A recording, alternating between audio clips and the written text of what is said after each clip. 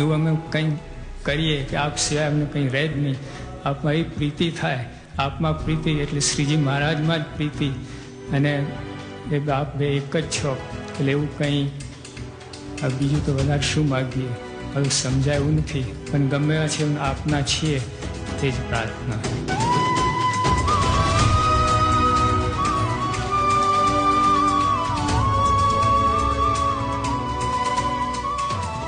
આજે આપણે પ્રમોશન તિથિ ઉજવવા ભેગા થયા છે.